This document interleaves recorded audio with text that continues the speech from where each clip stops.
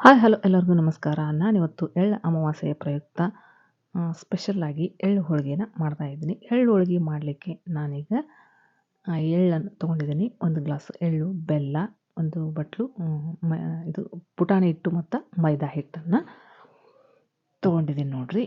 ಈಗ ನಾನು ಎಳ್ಳನ್ನು ಹುರ್ಕೊಳ್ತೀನಿ. ಹಸಿ ವಾಸನೆ ಹೋಗುವವರೆಗೂ ಎಳ್ಳನ್ನು ಹುರ್ಕೊಳ್ತೀನಿ ನೋಡ್ರಿ. ಈಗ ಚಟಪಟ ಎಳ್ಳು ಸಿಡಿತಾ ಇದೆ. ಈಗ ತೆಗೆದುಬಿಡೋಣ. ಈಗ ನೋಡ್ರಿ, ಎಳ್ಳು ಸ್ವಲ್ಪ ಆರಿದ ನಂತರ ನಾವು ಮಿಕ್ಸಿ ಜಾರ್ಗೆ ಹಾಕ್ಕೋಬೇಕಾಗುತ್ತೆ. ನೋಡ್ರಿ, ಈಗ ಗ್ರೈಂಡ್ ಮಾಡಿದೆ. ಈ ರೀತಿ ಪೌಡ್ರ್ ಮಾಡಿ ಇಟ್ಕೋಬೇಕು. ಆ ನಂತರ ನಾವು ಮೈದಾ ಹಿಟ್ಟನ್ನು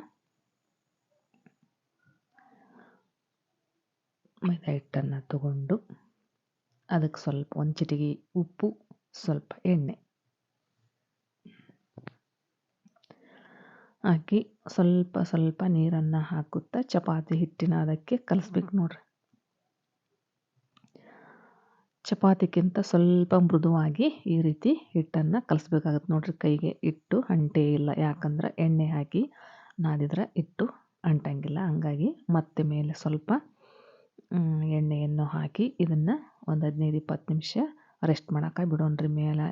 ಮೇಲೆ ಏನಾದರೂ ಒಂದು ಮುಚ್ಚಿ ಒಂದು ಬಟ್ಲ ಹಾಕಿ ನೋಡ್ರಿ, ಈ ರೀತಿ ಮುಚ್ಚಿ ರೆಸ್ಟ್ ಮಾಡೋಕೆ ಬಿಟ್ಬಿಡೋಣ್ರಿ.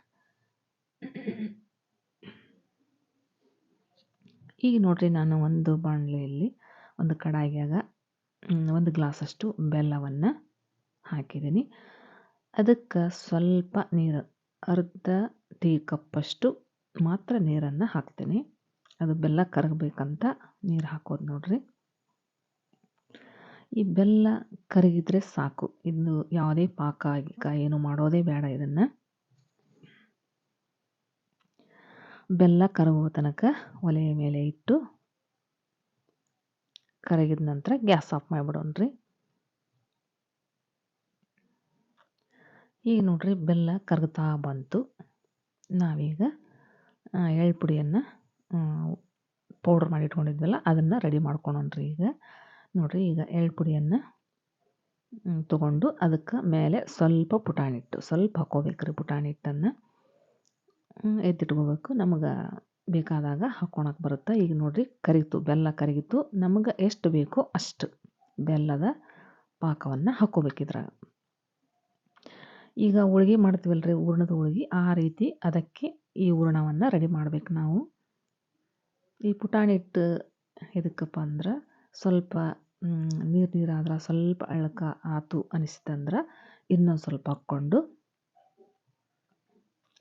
ಅದನ್ನು ಚೆನ್ನಾಗಿ ಮಿಕ್ಸ್ ಮಾಡಿ ಹೂರ್ಣದ ಅದಕ್ಕೆ ತರಬೇಕು ನೋಡ್ರಿ. ಈ ರೀತಿ ಕರೆಕ್ಟ್ ಆಯ್ತು ಈಗ ನಮಗೆ. ಈಗ ನೋಡ್ರಿ, ಕೈಗೆ ಅಂಟಬಾರ್ದಂತ ನಾ ಏನು ಮಾಡಿದ್ದೀನಿ, ಒಂದು ಪ್ಲಾಸ್ಟಿಕ್ ಹಾಳೆಯನ್ನು ಹಾಕ್ಕೊಂಡು ಈ ಹೂರ್ಣವನ್ನು ಬಿಸಿ ಇರುತ್ತೆ, ಬಿಸಿ ತಾಗಬಾರ್ದು, ಕೈಗೆ ಅಂಟಬಾರ್ದು ಅಂತ ಈ ಪ್ಲಾಸ್ಟಿಕ್ ಹಾಳೆಯಿಂದ ಈ ಹೂರ್ಣವನ್ನು ತಗೊಳ್ತಾ ಇದ್ದೀನಿ.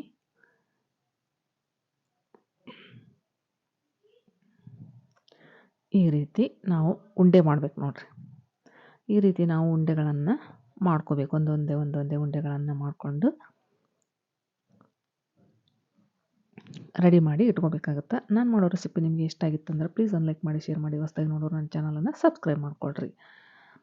ಈಗ ನೋಡಿ, ನಾನು ಉಂಡೆಗಳನ್ನು ಮಾಡಿದ್ದಾಯಿತು. ಈಗ ಮೈದಾ ಹಿಟ್ಟಿನ ಕಣಕ ಇರುತ್ತಲ್ಲ ಅದನ್ನು ಉಂಡೆ ಏನು ಮಾಡಿದ್ದೆ ನೋಡ್ರಿ, ಅದರ ಅರ್ಧದಷ್ಟು ಮೈದಾ ಹಿಟ್ಟನ್ನು ಉಳ್ಳಿ ಮಾಡಿಕೊಂಡು ಈ ರೀತಿ ರೆಡಿ ಮಾಡಿಕೊಂಡು ಇಟ್ಕೋಬೇಕಾಗುತ್ತೆ. ಇವನು ಸಹಿತ ಈಗ ನೋಡ್ರಿ, ನಾನು ಅಕ್ಕಿ ಹಿಟ್ಟನ್ನು ತೊಗೊಂಡಿನಿ ಹಚ್ಚಲಿಕ್ಕೆ. ಹಚ್ಚಕ್ಕೆ ಈ ಹಿಟ್ಟು ಹಾಕ್ಕೊಂಡು ಸಣ್ಣ ಪೂರಿಗತೆ ಲಟ್ಟಿಸಿ ಅದನ್ನು ತುಂಬಬೇಕಾಗತ್ತೆ ನೋಡ್ರಿ. ಉಂಡೆಗಳನ್ನು ಮಾಡಿದ್ವಲ್ಲ ಒಂದೊಂದಾಗಿ ಇಟ್ಕೊಂಡು ಮೋದಕ ಟೈಪು ಮಾಡ್ಕೋಬೇಕ್ರಿ. ಇವನ್ನ ನೋಡ್ರಿ, ಎಕ್ಸ್ಟ್ರಾ ಇದ್ದ ಹಿಟ್ಟನ್ನು ತಕ್ಕೊಂಡು ಈ ರೀತಿ ರೆಡಿ ಮಾಡಿ ಇಟ್ಕೋಬೇಕ್ರಿ. ಒಂದೊಂದೇ ಎಳ್ಳಮಾವಾಸ್ಯೆಯಲ್ಲಿ ಉತ್ತರ ಕರ್ನಾಟಕದಲ್ಲಿ ದೊಡ್ಡ ಸಡಗರ ನೋಡ್ರಿ. ಎಳ್ಳಮಾವಾಸ್ಯೆ, ಗೌರಿ ಹುಣ್ಣಿಮೆ ಎಂದು ವಿಧವಾದ ಅಡುಗೆಗಳನ್ನು ಮಾಡಿಕೊಂಡು ಹೊಲಕ್ಕೆ ಹೋಗಿ ಚರಗ ಚೆಲ್ಲಿ ಬರ್ತಿರ್ತಾರೆ.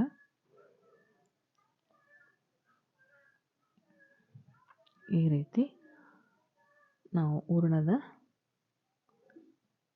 ಕಣಕ ಹೂರಣ ಎಲ್ಲ ಇಟ್ಟು ರೆಡಿ ಮಾಡಿ ಇಟ್ಕೊಂಡು ಇವನ್ನ ಲಟ್ಟಿಸ್ಬೇಕು ನೋಡ್ರಿ. ಒಂದೊಂದಾಗಿ ಪೂರಿಗತೆ ಲಟ್ಟಿಸಿ, ಅತಿ ದಪ್ಪನೂ ಬೇಡ ಅತಿ ತೆಳ್ಳಗನೂ ಬೇಡ, ಮೀಡಿಯಮ್ ಸೈಜ್ ಲಟ್ಟಿಸ್ಬೇಕ್ರಿ ಹಿಟ್ಟನ್ನು. ಈ ರೆಡಿ ಏನು ಮಾಡಿಟ್ಟಿದ್ವಲ್ಲ ನೋಡ್ರಿ ಈಗ ಎಲ್ಲ ರೆಡಿ ಆಯಿತು. ಈಗ ಪೂರಿ ಅಂತೀನಿ ಸಾರಿ, ನಮ್ಮ ಎಳ್ಳು ಹೋಳಿಗೆಯನ್ನು ರೆಡಿ ಮಾಡಿ ಈ ರೀತಿ ಬೇಯಿಸ್ಬೇಕು ನೋಡ್ರಿ. ಎಣ್ಣೆ ಹಚ್ಚಲಾರ್ದಂಗೆ ಹಿಟ್ಟು ಹಚ್ಚಿ ಲಟ್ಟಿಸಿ ಡ್ರೈ ಆಗಿ ಇವನ್ನ ಬೇಯಿಸ್ಬೇಕಾಗತ್ತೆ. ಅಂದ್ರೆ ಕೆಡೋದಿಲ್ಲ ನೋಡ್ರಿ ಈ ಹೋಳಿಗೆ ಮಾತ್ರ. ಎಣ್ಣೆ ಹಚ್ಚಿ ಲಟ್ಟಿಸಿದ್ವಿ ಅಂದ್ರೆ ನೀರು ಹಾಕಿ ಬಿಸಿ ಮಾಡ್ಲಾರ್ದೆಲ್ಲ ಬಿಸಿ ಮಾಡ್ಲಾರ್ದ ಹಸಿ ನೀರು ಹಾಕಿ ಮಾಡಿದ್ವಿ ಅಂದ್ರೆ ಕೆಡೋ ಚಾನ್ಸಸ್ ಇರುತ್ತೆ. ಕೆಡ್ತಾವ್ರಿ ಹೋಳಿಗೆ. ಈ ರೀತಿ ಮಾಡಿದ್ರೆ ಒಟ್ಟ ಕೆಡೋದಿಲ್ಲ ರೀ.